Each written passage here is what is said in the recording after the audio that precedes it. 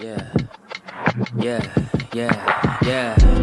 Making her way to the mic. They start dimming the lights. You start feeling alright. From Birmingham, home of the Teddy Longs, and the room is stutters. More once you discover. For all of the lovers, Whitney Houston and Roman Reigns. For all of the lovers, and Mickey James and Marvin Gaye. For all of the lovers, and Sasha Banks, Janelle Monáe, Silk, Sonic, and Paige. Allow me to say, look, I just found a place, sweet escape for every one of us. I was kinda late, so I just made it off the struggle bus. Walking by the fate, cause I know it's right in front of us. Yo, I ain't with the hate, gotta focus on what's great. Ladies and gentlemen, Steph Hardy is on the air. Had to drop a couple bars just to make you all aware. So, sit back, relax, enjoy the show. You know I go by Joe or the rest of the flow, yeah.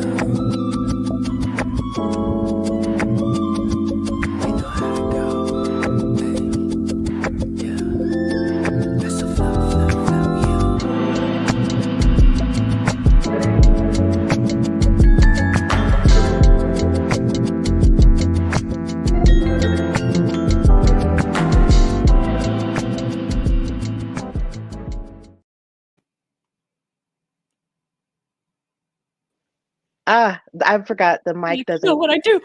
Yeah, no, like the mic doesn't go off like it come on by itself like it used to. I'm sorry. Hey y'all, welcome to a new episode of the Hardy Wrestling Podcast with your girl Stephanie Hardy. And I hope you're having a fabulous weekend. It's Saturday, it's Memorial Day weekend, and we are getting stuff started. And I am so happy to be joined by a very special guest. She is someone who I've been a fan of over these past couple of years in wrestling and content creation and all of the things. Might have seen her anywhere in the wrestling landscape, on television, on your TikTok as you're scrolling through. She is a YouTube and Twitch partner. She is a host. She is a moderator. And she definitely is one of the best wrestling girls out here. It's Lex of ItsWheezyBlonde. How are you, Lex?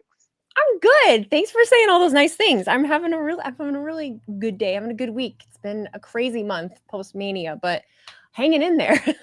Yeah, absolutely. One of my things that I didn't even realize was a thing until someone brought it up is the fact that I love to give intros to my guests. And I just like to tell people, who they are, what they've done. And in a sense, it's just coming from a really good place because whenever I talk to anyone, it's because I'm interested in them and I love their work. So it just comes from a really nice place. So I'm happy you like that intro. So yeah, post Mania, everything has been really crazy. I've been sort of trying to figure out the direction of my show even after WrestleMania because that was amazing and it was crazy and it was a circus. It was all the things. It was such a circus. It was so much fun. It was so much fun. Oh man, I can't even put into words. Like I've been trying to find time to make an episode to talk about how fun Vegas was. I'm just trying to find time for everything. It's like I got home and I didn't want to do anything. I was so tanked and I still had to work the next week, both at my other job and another wrestling convention. And everyone that was coming from Mania at this convention just looked at each other with just dead in the eyes. Like, we're ready to go home. Are you ready to go home? I'm ready to go home. So finally recouping and getting energy back. Exactly. So before we get off into, all of the things that we are having to recover from Mania and everything that happened afterward, when did you fall in love with wrestling? When did I fall in love with wrestling? I started watching when I was a kid. I started watching with my dad. I was primarily raised by my dad, late 90s, probably like 96, 97. And I guess it's one of those things that I think I fell in love with not really realizing that I fell in love with it when I was younger. Because I stopped watching about high school age and came back to it when I was in just out of college probably. So, I mean, I think I probably would have realized it around that time when I got back into it and started watching it again, being amazed that I really enjoyed watching it again and that I still remembered and was still invested in all the things that would happen. So I guess I've always been in love with it, but I didn't realize it until later. Yeah, I get that. I actually started watching wrestling with my dad too, around like the mid to late 90s into the 2000s. And it was just something that we always had and bonded with, even now to this day. And I kind of fell out of it a little bit once WCW got bought, but I didn't understand that that was what happened. So I just know at one point it just disappeared and then it reappeared. And I was like, oh, okay. And these are people that I recognize. So I got back into it and just stayed with it ever since. And then, of course, as you get older, you get other interests. And I completely understand the whole high school part of it, except for me, it was with college because you're getting ready to go to school, you're getting ready to start your life and figure out what's happening, with you as a semi grown up, but not really. Um, but then you realize, okay, this is something that I still love and still want to be a part of my life. And wrestling's always been that. So I'm really glad that that's how it happened for you. So who would you say were some of your early favorites, back in the day? Early favorites when I was a kid, I did love Stone Cold. It's probably one of the first favorites I remember having. I had a lot of his action figures. I had a Stone Cold room guard. I remember that my dad had gotten me. It had like a keypad on the front, and it was him, like a 12-inch figure of him in a small ring. And you'd set it in front of your door. If it popped open, then an alarm would go off, and you'd have to enter the key code, and the little Stone Cold would yell at you, like, "Get out of the room." And I also was a Team Extreme fan, the Hardy Boys and Lita. I was a big, big Lita fan. Still am. Still am. I adore her. I've met her a couple times. She's awesome. And the boys, I had posters of them on my wall. I had just like, there was a specific red one I remember having with their hair in their face, and they just were so alternative, and little 10-year-old me, yeah, thinking they're the greatest. So those are the first favorites I remember actually gunning for. I have a hard time with favorites because I like so many different people for so many different reasons. Nowadays, I feel like I have to break them up into categories and for specific reasons because I can't. There's just too many things that I like. Yeah, I understand that completely with the categories. It's like the older you get, the more you realize you kind of love everyone. So it's just kind of like, man, like it's not like when you were a kid where you would say, "Oh, well, this is my favorite for this reason," and everybody else is just blah. But Everything's a little more one-dimensional when you're small. It's also like, oh, okay, well, he's the coolest one. He's the loudest. That's who I like. Now it's, well, you've got men and women. I like both. And then this person's a good talker, but this one's good in the ring. And then this person, I just can't. I can't do it. My brain won't let me. my brain won't let me do it either. But yeah, I love the Hardys too, and I've actually met Lita before. She was amazing. And of course, because my last name actually is Hardy, I Oh, always called the Hardys my brothers from, another mother. Like I always said that. And even when my mom would see them, she'd be like, and she would call my dad into the room. She'd be like, "Your sons are on TV." Like your white sons are on TV, and he'll just be like, "Yeah, whatever." So I here they are. definitely, yeah, those I are my love it. brothers. They just don't know it. And of course, Stone Cold is classic. You just can't go wrong with him ever. Like he's eternally everyone's favorite. So I definitely respect that. So when it came to you growing up and sort of figuring out your voice, like when did you realize that this was something that you could share, on a public platform or something you could do in terms of speaking about your fandom? Didn't realize it until I guess it would be 2020, 2021. That was when I made a TikTok in the thick of the pandemic. And towards the end of 2020, I remember I made one particular TikTok video that went viral that had to do with me being a wrestling fan, but it was me just showing a couple of the action figures I had, and I had on a New Day shirt that I had. So it was just kind of being like, surprise, not all wrestling fans look like what you might think they look like because people try to fit everything into a box, and I hate that. So I did that. It blew up, and there were a bunch of people in the comments that were asking me to tell them my favorites or tell them, oh, I didn't know you watch wrestling. How long have you? So it started this whole conversation. So I started trickling more videos into my content over the last year through 2021. And then I realized there were other people that were doing the same thing. Other people were making TikToks about wrestling. Other people were making content about wrestling. And I got brought into a couple of those conversations, and it just spiraled into everything that it is now. We really kind of blew it up. So I never had any aspirations to be a content creator, I guess. I didn't really seek out being a wrestling person that would talk online. It just, honestly, I feel like it just fell in my lap. it just kind of fell in my lap, and I ran with it. So I'm really grateful for it because I don't have anyone around me to really talk about it with. None of my friends like it. My family doesn't really watch it anymore. And it was nice being able to share that with other people. That's the beauty of the internet. I try to focus on that positive part of it. Yeah, I think around that time with the pandemic was just like a it was like a defining moment for a lot of people. It fed into a time where you really want to just focus on the positives and all the things that you loved. And even though in wrestling fandom it was kind of awkward because you couldn't go to any shows because everybody was trying to, protect themselves, from the virus and all. It was just like everybody was just sort of still choosing to focus on what they loved. And in the midst of that, people found hustles, they found jobs, they found new hobbies. And I can say for sure that happened to me as well, because that was when I started my podcast, except it was a little earlier in the year before the pandemic. And I just decided to keep going with the show. And here we are.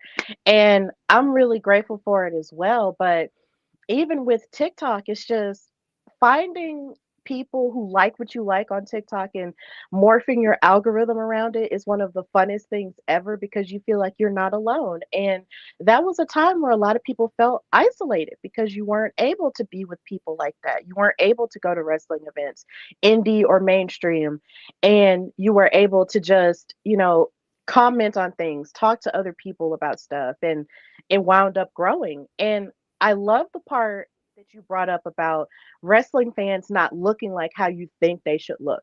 Because if I had $1 for every time somebody looked at me and thought that I wasn't a wrestling fan, I'd be rich. So what are we supposed to look like? What?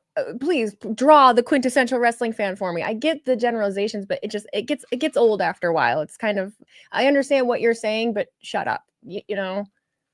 Yeah, I definitely get it. Like, I've been told that because I am very feminine presenting, that, a lot of Mhm. people wouldn't think that I would be a wrestling fan. I've been told that even strangely enough, because I'm black, that they wouldn't think that I would be a wrestling fan because in their minds, they only thought it was like for like, I guess the stereotypical redneck. And I was just like, well, no, like Right. everybody watches wrestling. And me and my dad, and, to a degree, my mom and my sister were all into wrestling, and my grandmother before us.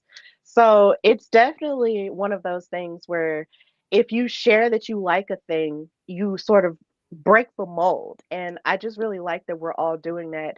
Even as women, as people of color, we're showing that anybody can like anything, and it's great.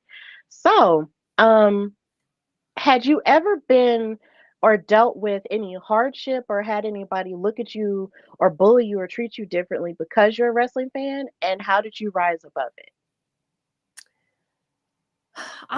You know, I when I was a kid, I only dealt with people that watched it that were my dad's friends. So I had a group of people when I was at least little that watched it. So I didn't get bullied or anything when I was a kid for liking it. I don't remember anyone in school giving me a hard time.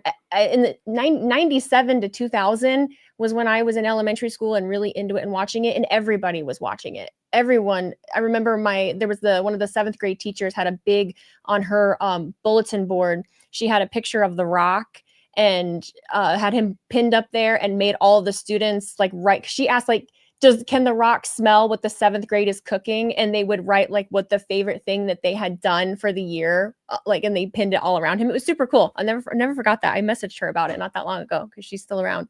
So in school, it wasn't a big deal. I did get out of it in high school, and I think it was because there was a small fear, just because I thought people would make fun of me. It was like I was preemptively like preparing for it. When I got back into it, I think I experienced more back or pushback on it as an adult than I ever did when I was younger. I think it was way Hmm. more accepted when I was younger. As an adult in my 20s, the amount of people in my life that didn't know were like, you like that? You watch that fake stuff? Isn't that fake? The amount of times I get asked those kinds of things, especially at my job, because my job, I talk to people. I'm a hairstylist. You just have all of these really judgy women that will sit in your seat and kind of look at you funny being like, oh, you're going to a wrestling show? What does that mean? Like in this most condescending way. And it did wear on me for a little while, but over the years, it's funny because being on the internet, I think on one hand was hard on my self-esteem because the internet can be really horrible to you. But on the other hand, it made me so much stronger and more confident in myself and helped me realize who I am a lot more and just be more confident. So I don't really care if someone thinks me watching wrestling is weird or liking wrestling is weird because it is the coolest community I've ever been a part of. We're the most accepting community, the people that actually converse with each other and enjoy it and love the business and go out there and support the people that are out there doing it. I don't care if people think that's weird because it's one of the greatest things I've ever been a part of. So people can say whatever they want. And I guess that's how I've overcome it, just being confident in who I am and experiencing it.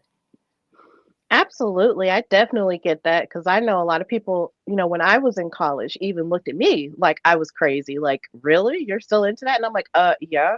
And then, of course, the more money I made while I was working in school, I would buy more wrestling merch. And then they'd be like, well, what does that mean? What does legit boss mean? Who is the last kicker? What does that mean?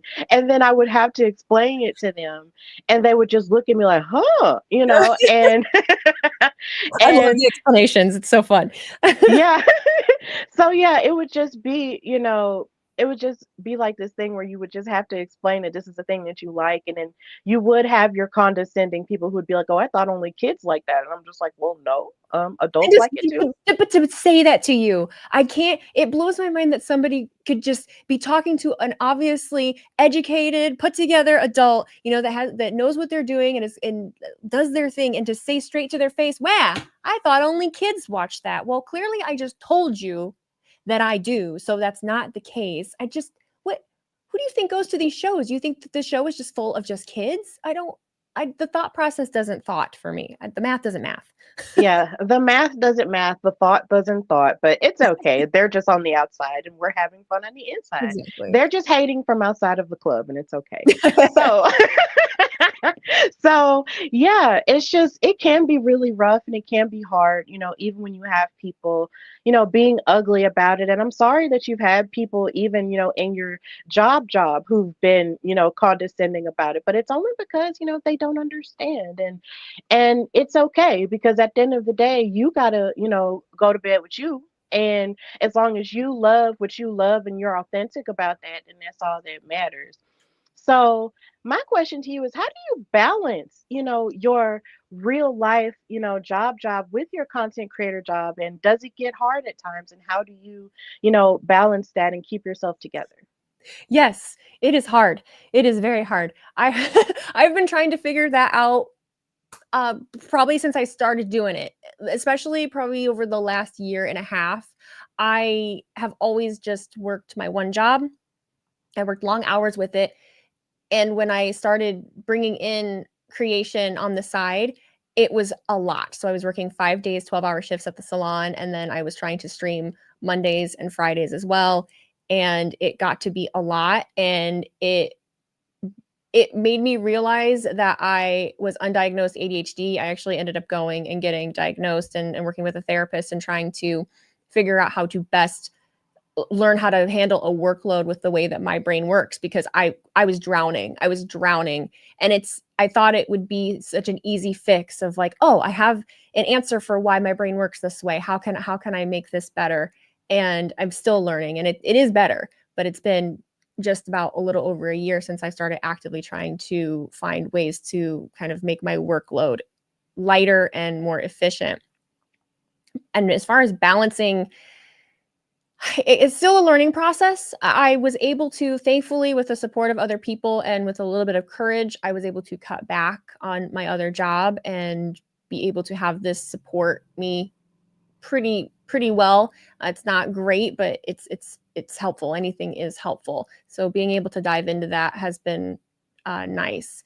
And I love it so much that I'm willing to make the balance work because you have to. I got to a point where I wasn't eating enough. I wasn't sleeping well. I'm starting to have really bad anxiety.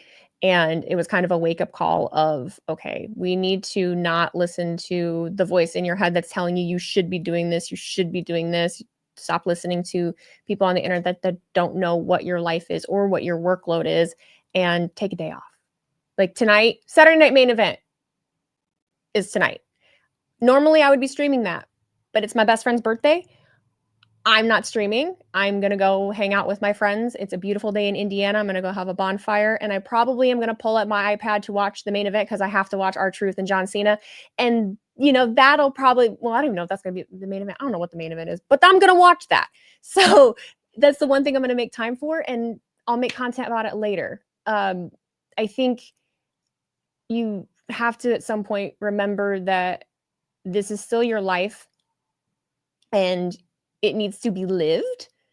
Like, not to get on a rant about it, but you're here one time and you're here for a reason and a purpose. And your purpose doesn't have to be just shoveling out content because people want it, or working your job as much as you can. If you can take the time, I know it's hard now with cost of living and all that, but still make time for yourself. Like, if I can go do something, I'm going to go do it. Absolutely. That is definitely important. Like, I have to tell myself that too. And I jokingly tell this story because there's this other creator named Jordan McLean, who's from Alabama like me. He's from another city. And I believe at one time he messaged me and told me, sis, you really need to take a break. And I think after he told me that, I think 1 week later, I jumped into a completely different thing and didn't take a break. And yeah, it takes a few. Yeah, I've had a few people tell me that too. And I was like, oh, yeah, I know. Anyway, I'm taking on another project. Yeah, let's do this, and not listening. And I've learned the hard way I can't do that. And you have to realize, like, you really do have to live your life, because as much as you love what you do in content creation, it's like sometimes with wrestling not ending and not having an off season, you feel like, you're going to be behind on something.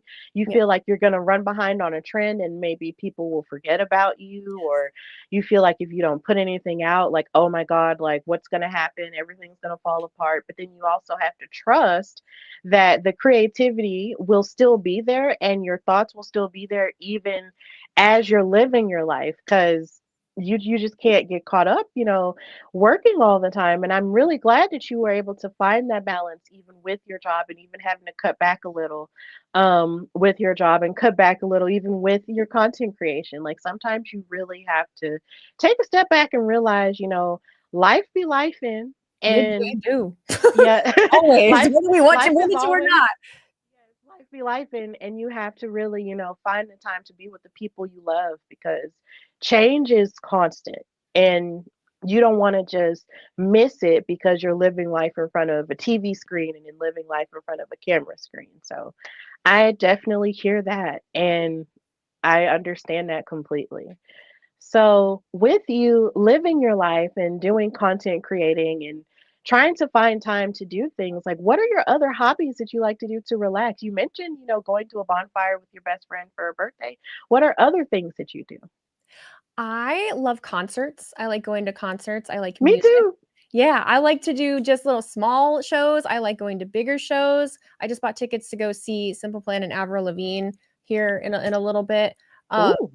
so I haven't been to one in a while, but I like concerts, the whole experience. I like doing outdoor stuff, so I like to kayak. I like to go on walks. My husband and I have a few like ATVs, so we have like a four-wheeler and we have a side-by-side. So we'll go and like go do the trails and do stuff like that. And I like to draw. I like art. I've always been an artist. I like to write. I'll do little short stories and journalistic kind of things. And then I find little things like just to kind of keep I make friendship bracelets. So I make a ton of bracelets. I literally, my desk, you can't see, it's covered in boxes of beads because I was making them last night on stream. Mm-hmm. But yeah, I like to just hang out with my people. Sometimes it's just going to the bonfire. Sometimes it's just having people over. Sometimes it's just doing something. I like to do that. I also like football. I'm a big Detroit Lions fan, Detroit sports fan. So I like to go to football games if I can, baseball games if I can. I like being in, there's something so cool about, and wrestling is the same way. So I think that's why I also like the sports atmosphere. There's something so cool about being surrounded by people that love this thing that you love. So going to a Detroit Lions game and being around all these other people that love the Detroit Lions, and everybody is so different and looks so different and are all from all different walks of life, especially up there. And it's the coolest thing because nobody gives a shit. Like we're all Lions fans. We're all there. It's so much fun. And wrestling is the same way. So those are the kinds of things that I like to do when they're not wrestling related. I definitely like to have my wrestling break. Just like you said, wrestling is the whole year. There's no off season. And people will ask me sometimes, well, oh, are you going to do AEW? You're going to do a TNA? And I'm like, it would be every day. It's every day. Yes. Wrestling is on every single day. I am not that kind of machine. Hats off to anyone that is, but I am not. Yeah, absolutely. Like to think about it even every day, because even like today, like here in Birmingham, WoW airs at 6 p.m. So it's like me and Katrina from In Cat We Trust, we host a show about WoW Women of Wrestling. Mhm. Like to watch that and then to also watch Saturday night's main event and then tomorrow being NXT Battleground and then you're slinging yourself into Monday and then Tuesday for NXT again. Like wrestling really has grown to the point to where it is on every day. And Yes. you love it for the sport and you love it for the athletes who get a chance, to have multiple means, also even in the indies, multiple means of having, their spotlight. But my God, to do that while also working and having other people in your life you want to make time for, it's impossible. It really is. Impossible. I would never see my husband. The man would just be sitting out in the living room by himself all the time. I would never be around. Sorry, babe. You're gonna have the evening to yourself again. Right. Oh my gosh. I can't even imagine that. But I have another big sporty question for you. Sure. With you being from Indiana, how are you a Detroit Lions fan? Because y'all have the Indianapolis Colts. How do you transfer over to Detroit? So I get asked this a lot. So where I live, the state of Michigan, is the camera going to work right? Okay. So this is the state of Michigan, right? Yes. Okay. My forearm, that's Indiana. I live right on the state line, like right on the state line.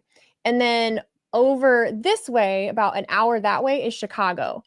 So Indianapolis to me is 2.5 hours south, and they're in a completely different division. Up here where I am, we're in the NFC North. And so the people that are in the NFC North are the Chicago Bears, Detroit Lions, Green Bay Packers, and the Minnesota Vikings. Mhm. Everyone up here around me is a fan of one of those four teams, mostly the Bears, right where I live. And then probably second it's a tie between Packers and Lions. And then there's barely any Vikings fans. So growing up or just in general, the games that air here are NFC North games. We don't get any of the Colts games, very rarely. So everyone up here ends up becoming one of those, a fan of one of those teams because those are the games that we get shown on TV. How it happened with me was because everyone around here pretty much is a Bears fan. My grandpa worked for a automotive company in my city, South Bend, Indiana. It was called Studebaker. And when Studebaker shut down in the 60s, he ended up moving up to Detroit and he worked for Ford Automotive. And he did that throughout the week. And then he came home on the weekends because my dad was one of 7 kids. So my grandma took care of the kids during the week. He worked up in Detroit on the weekends. So just always had a attachment to Detroit for that reason. And in 2020, funny enough, the Detroit Lions social team wandered into one of my TikTok lives. And I hadn't really been watching football a lot at that time, but there they were because I followed them and started a conversation, became friends with their social media manager. And then I just started going up to the city more, going to games more, and really fell in love with the city. And they have adopted me. And they're wonderful. I love the city of Detroit with my entire heart. And so then I started getting into the other sports teams like the Tigers and the Red Wings, and I go up there pretty much every chance that I get. So long-winded answer for I live on the state line and I just have ties to the city. But yeah, up here, there's really no Colts fans. Funny, just because they're in the state, like no one really cares about them just because we have some other options that are closer. Wow, that's so crazy and so cool. Geography. Yeah, I love geography. So that's great for me to understand because I'm just getting into the NFL for myself for the first time, like from last year feeding into this year, because I work at the airport for my job, and we have a sports store. And in that sports store, we sell sports merch, but then we also have a television that plays sports television, and CBS Sports HQ. So I watch stuff, but then my boyfriend, he's an NFL fan too. He's a fan of the Raiders. So every time he talks about something with the Raiders, I listen to him get into it and talk about, the issues that they're having that he heard about on ESPN. And I found myself one day watching a game on a Sunday because there was nothing else on. Yep, And that's I just remember, just being into it and just asking questions. And the more I got into it and the more I started watching sports news, the more it started to make sense for me, and also how the games air and everything, which I feel like is kind of weird, but I mean, whatever. But I'm not in the way the schedule works, but yeah. yeah, I'm not in control of that, but at the same time, it's just hearing that from you, it's really cool. I feel like a lot of more pieces are being put together in my brain of how, sports teams work, geographically. Because even here, like in Alabama, like people pick different teams for different reasons. For a minute, my mom was a Dallas Cowboy fan. You have a lot of people here who are New Orleans Saints fans because of how close it is, Right.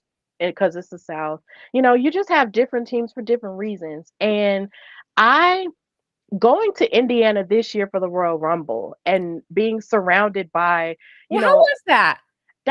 I loved it. Did you like Indianapolis? Were they good to you? Yeah, they were Okay. good to me. Okay. I loved it, just being surrounded by the city and seeing how excited they were for the Rumble and seeing how, the Colts are to them and being in that stadium in Lucas Oil. Like it was amazing. The thing that I love about getting to do media for WWE is being in these NFL stadiums and just seeing how much of the culture is surrounding the city and how much they really love those teams, and it's just how grandiose everything is. It's just so huge.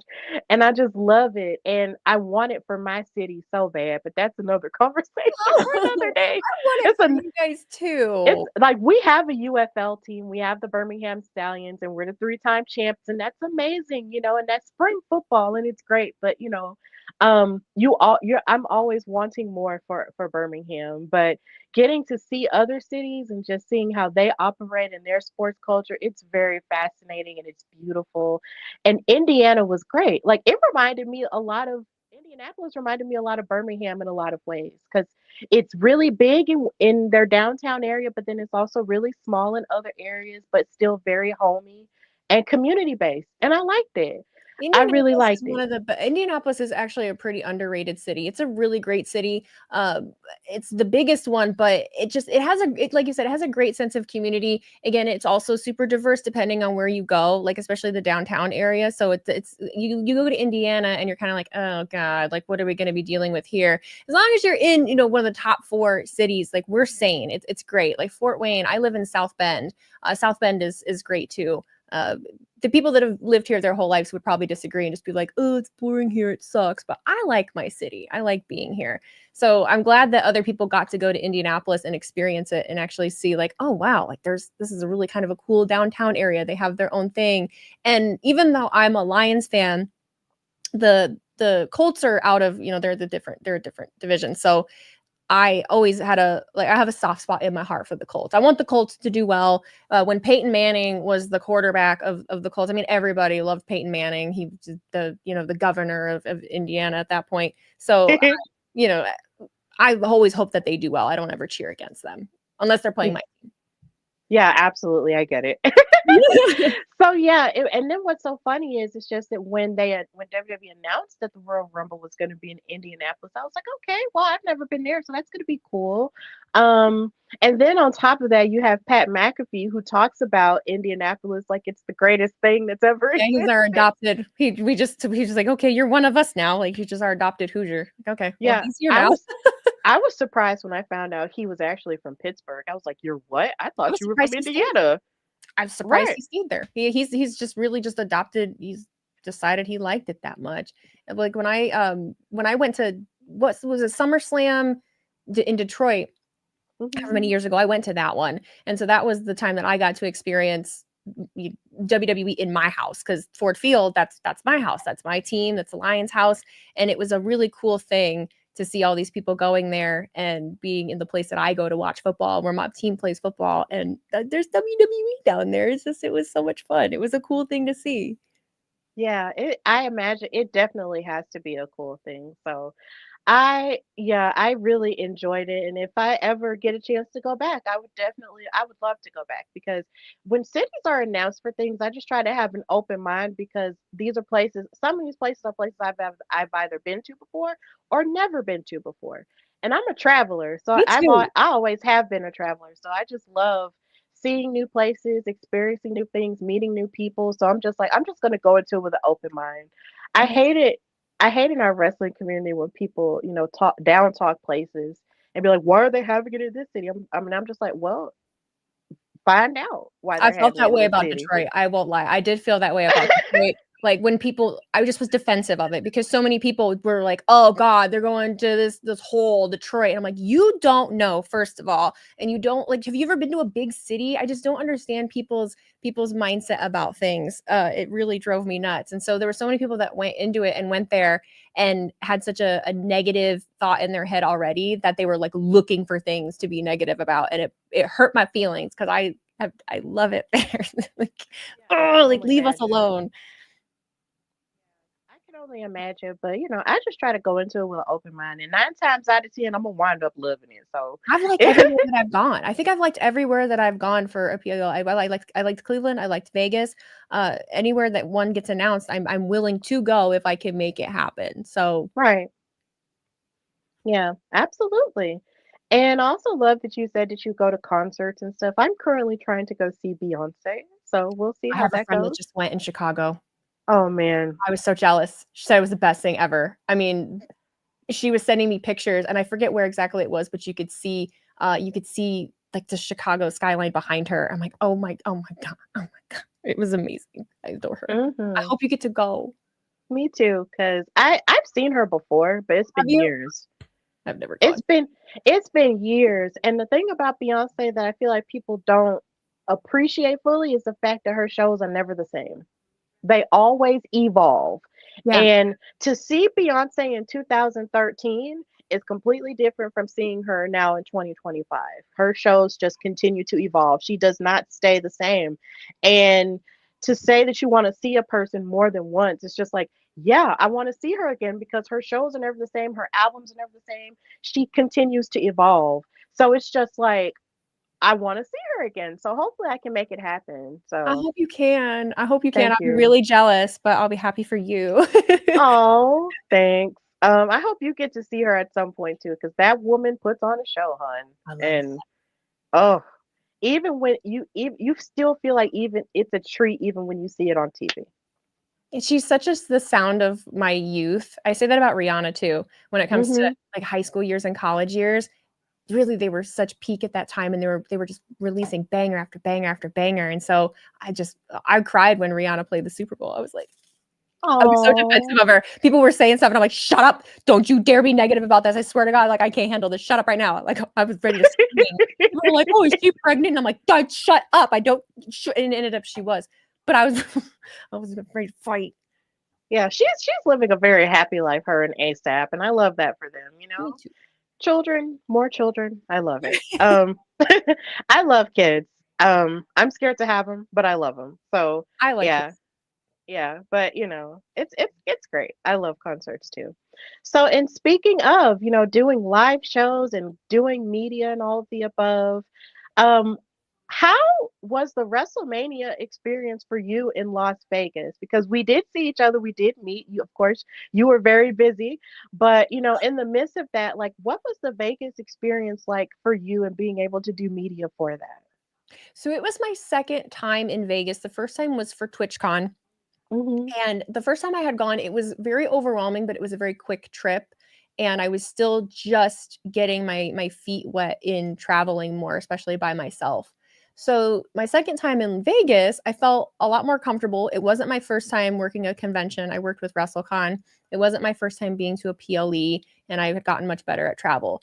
And I overall, I really liked the experience. I like Las Vegas. I like a lot of the things that you can do there. I like the way that WrestleMania was set up and all of the different events that they had that you could go to, whether it be related to WWE or not, like connected to them. Even so many different clubs and places in Old Vegas had just cool stuff that you could go do, and that people, wrestlers that either used to work with WWE or didn't work with WWE at all were doing different events. So they just took over the whole city, and I really liked the way that ran. I didn't work media at the stadium, but I was working with a brand, and in working with that brand, I got to go to WWE World and experience that and get to make content there, which was super fun. I got to sit on the stage at WrestleMania, which I didn't know was happening until the day of. I knew I was going to WrestleMania, but I didn't find that out until that week, because I didn't apply for media or anything like that, because I knew I was working with WrestleCon and I didn't want to mess with the hours of that. But when I was working with Xfinity, they're like, oh yeah, so you have to go to WrestleMania night 1 and you have to take a story series, getting all the Xfinity logos on the ring and getting the Xfinity logos on the wall. And we also sponsored the seats that are next to the stage. And I just said, what seats on the stage? And the guy just told us, well, that's where you're sitting. I don't know anything about it. I just know you're sitting on the stage. So when I went through we had to go through the media entrance to get there, and had our wristbands, and a guy walked us to our seats. And that's where I was finding out that, oh, this is where I'm at. So I feel biased when I'm talking about WrestleMania, because it was such a cool, unique experience for me. I loved every second of it. I loved the energy of it. I loved where I was sitting, getting to see all of the other fans. I did miss sitting in with the general pop a little bit, but that happens when you're up in press too. So I thought the whole experience was just really, really cool. I tried to focus on the cool parts of it, not the stressful parts or the bad parts. I thought it was super, super cool. And the only thing is Vegas is Vegas. It's a lot. It's overwhelming. There's a lot of people. There's a lot of people there for different reasons, and it can be expensive as well. So being there Wednesday to Monday was a lot. It was a lot. I was ready to go home by like Saturday evening. Like I was done. I think 3 days in Vegas is good. But overall, I enjoyed myself. I enjoyed my WrestleMania experience. It was my first one. Ever? Ever. It was my first Mania ever. Wow. Yeah. That is amazing. Again, biased again, because it's my first Mania. I'm enamored. I'm like, Right. oh, wow, I'm here. I actually did it. Like I got to do it. I got to do it this way. It was cool. That is amazing. I'm so happy that that was your first one because, honey, that Vegas was beautiful. I mean, that Mania was beautiful because it's just like I have been to WrestleMania 2 separate times as a fan. I went in Atlanta when I was 17. And that's the closest it's ever been Yeah. to Birmingham in talking about geography. Yep. Atlanta is 2 hours away from me. Okay. And then I went to the one in LA when Cody and Roman fought the first time. Okay. That's And this was my third one, but it was my first one as media. So that was a huge accomplishment. And I'm biased towards it too, because that was something I had been working for a long time.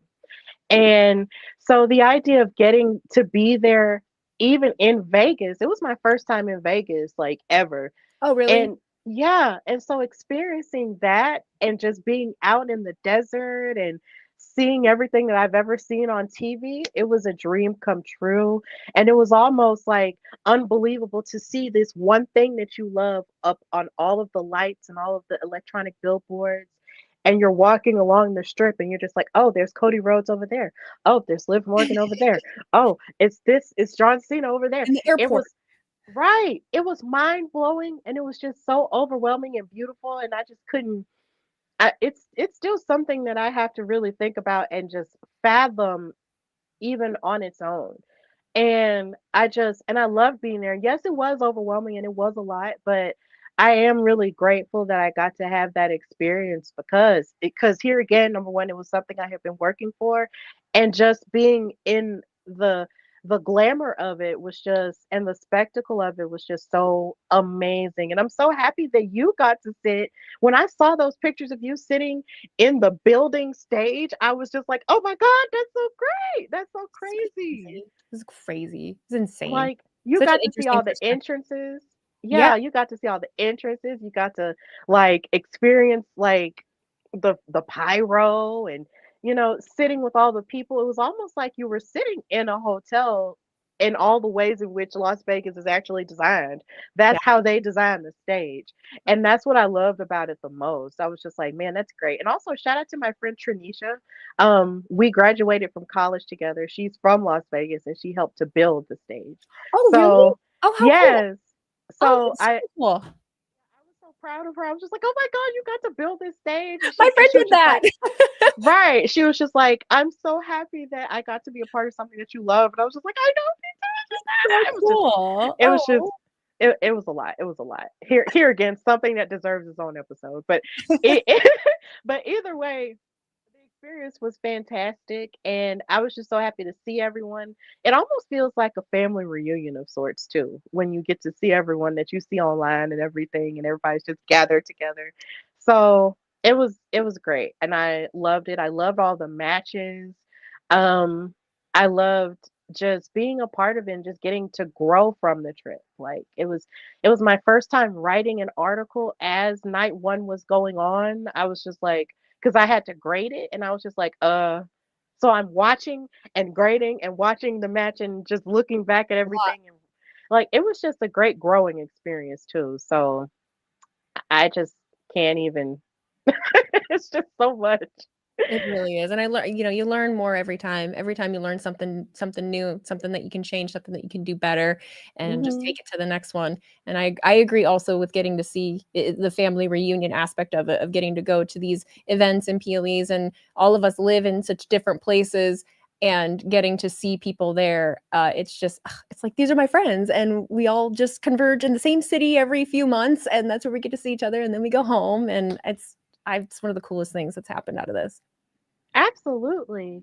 So, where was the inspiration for your name? It's Wheezy Blonde.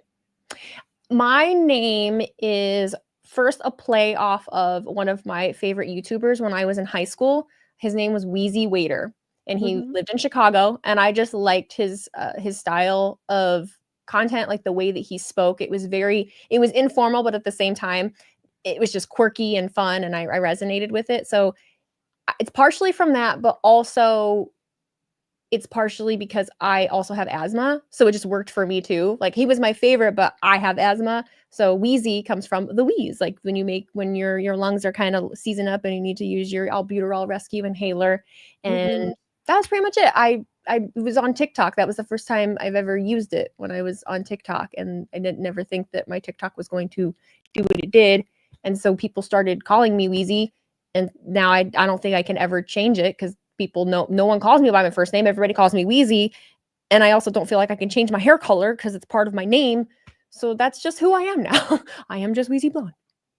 Yeah, that's a really cool name, and I think that's really great that you pay tribute to somebody through that, and of course, it takes from a real life experience. You're blonde and you have asthma. Not Who's saying Wheezy that's me? you use it. You use what you have, and I Yep. think that's great. And I thought it was a cute name, and then plus, my favorite thing is seeing where your name is going to pop up next because as I watch wrestling every week. Somebody might have a sign up that says Wheezy Blonde with your, whatever font that you use for it, whether it's Barbie font or whatever font. And I'm just like, and I remember the first time I saw somebody with a sign with that, I was like, oh my God, somebody has a sign of her. And I wonder if she knows. And you knew. So, The fact that somebody would go to a show, it's the most surreal thing when you're just sitting in your office in your house in your city in the middle of Indiana, and someone will go to a WWE show and spend the time and take the time to make a sign with my name on it and hold it up at a WWE event. it's the most surreal thing. It's so cool. Like, I do not deserve that at all, but it's just the coolest thing. The first time it happened was when the Rock showed up in, where were they? They were in Colorado. I think they were in Denver, and it was the most beautiful big pink ItsWheezyBlonde sign right behind the Rock and Austin Theory, and I'm just sitting there dazed of what the, what, and then WWE took it from them, but it was still production came and took it from them. Yeah. Oh my God. That's so funny that's how that happened. But then what's so funny is they wind up using your face when it comes to reacting to stuff Yeah. all the time. Yeah, they know who I am, but they're like, oh, there's that sign of that girl. Go get it.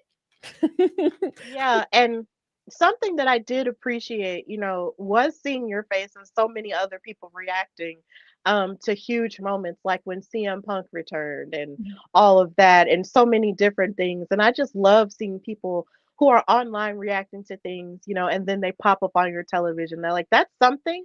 Like, it's like a game that I play mentally. Like, let's see who I'm going to see that I've met before or someone who I've worked with before. Let's see if they're going to pop up on television Yeah. or if a tweet they're made is going to pop up on TV. So I love that you're one of the people, that I've gotten to see grow and gotten to see get this level of notoriety. And then now we've met and we're, friends now. So it's cool. So I love stuff like that. There's such a silly world. It's such a silly world, that it can happen that way, and that these kind of things that you love and do can lead you to all these different directions and all these different opportunities and all these different people that weren't in your life 6 months ago, a year ago, 4 years ago, however long. When you start meeting people along the way, it's one of the coolest things to come out of this. Yeah, absolutely. So what are your hopes? What is something good that you've seen in wrestling, and what do you want for it to improve on in terms of your fandom or in terms of things that you've seen? Like, what are some things that you want to see more of in wrestling?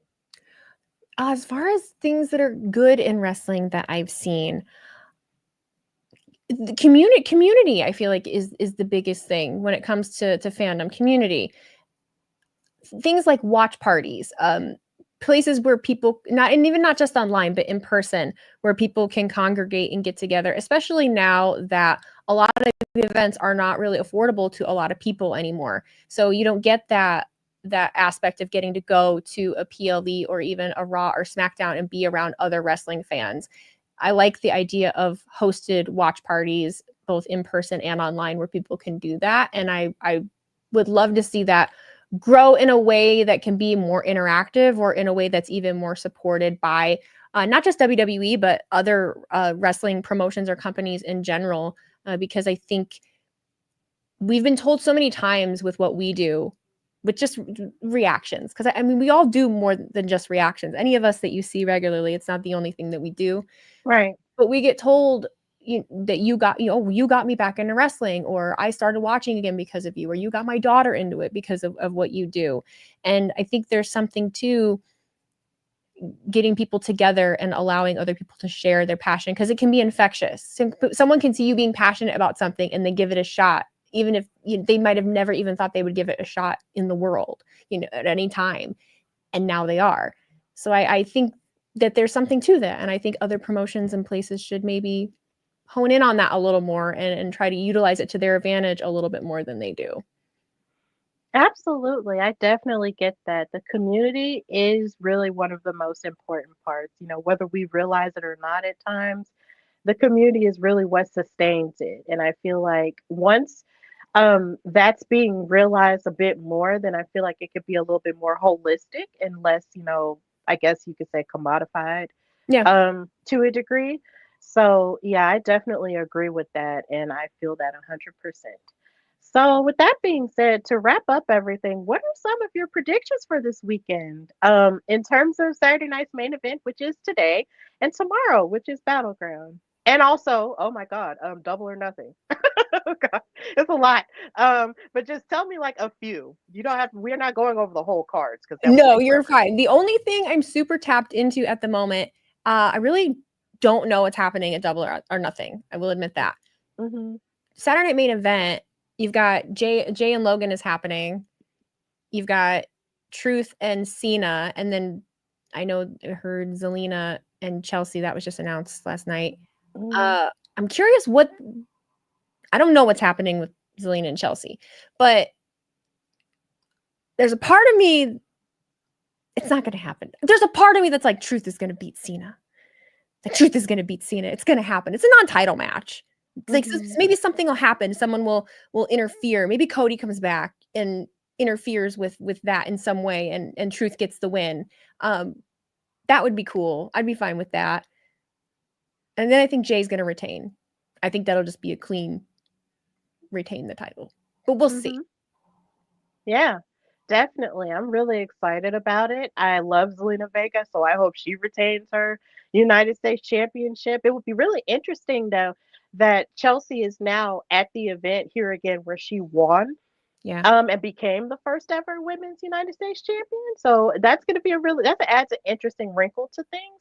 Yeah. But I want Zelina to keep it so bad because I'm a part of the ZV army. So I just want her to just hang on to the title for dear life for as long as she possibly can. If they take it from her, they better have the best storyline built up and direction for her to get it back from there on. I love Chelsea, but Chelsea's fine. I'd like to see Zelina be able to build that up and get her moments and really hold that title well. Yeah, and I want the same for Jay too because he's worked so hard, and watching him win at WrestleMania was just one of the most surrealist things. And I just want him to keep it. And Logan's fine if he doesn't win it either. So I'm just like, yeah, okay. Yeah, I don't think anyone will be okay if Logan for some reason does take that off of Jay. The entire world is going to implode. We're not going to be okay, and I'm going to have to stay off the internet because I don't think I can. I don't think I can handle it. I can't handle it. You and I both are logging off. We're logging off. No comment. I'm deleting the app for the day. I'm done. Like, I can't do it. Can't do it at all. No comment at all. And I also will say for Battleground, the match I'm most excited about is Sol Ruka versus Kalani Jordan for the NXT Women's North American title because the first match that they had against each other at Heatwave last year, was fantastic. And I'm really excited about that. So yeah, there's a lot going on this weekend. And also definitely for Double or Nothing, I'm excited for Mercedes Moné and the Owen Cup versus Jamie Hayter. Yeah, that's right. Yeah.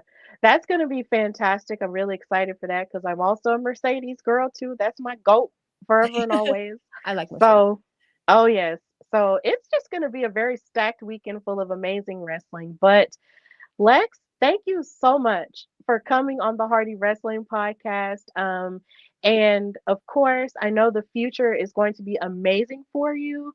And I can't wait to see you grow more and more and just, continue to seeing you, bask in your life while also basking in all of the greatness that content creation has gotten for you.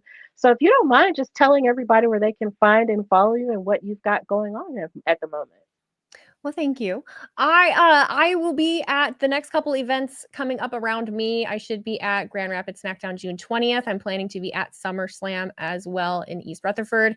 You can find me on YouTube and Twitch at WheezyBlonde, and then my other socials, X and Instagram, you can find me at ItsWheezyBlonde. I do still have TikTok, it's WheezyBlonde as well, but I feel like the account kind of died. I'm more active on Instagram now. So it's WheezyBlonde. I post all my little reels and shorts there, and I'm currently trying to grow my YouTube a little bit more and focus on more non-live streaming content.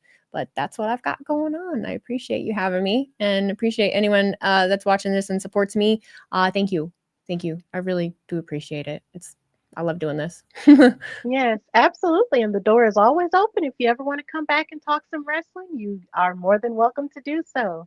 I might have to. You're fun to talk to. Oh, thank you. I'm so happy you feel that way. Thank you so much. So, of course, y'all know you can follow me, your girl Stephanie Hardy, on Instagram and Twitter at Queen Steph Hardy. You can follow the show, The Hardy Wrestling Podcast, on Instagram at Hardy Wrestling Podcast and on Twitter at Hardy Wrestle Pod.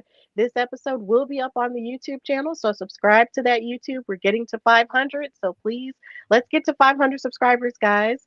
Subscribe, share any clips you might see of this interview online, and just continue to support the vibe. Also, read all of my articles on Daily DDT. I am currently working on something, so be on the lookout for that. And of course, next month we've got some cool stuff on the horizon here in Birmingham, so be on the lookout for that announcement pretty soon. And yeah, this has been the Hardy Wrestling Podcast with your girl Stephanie Hardy and with Lex of It's Wheezy Blonde. And until next time, have a great weekend, y'all, and enjoy all the wrestling. Bye, y'all.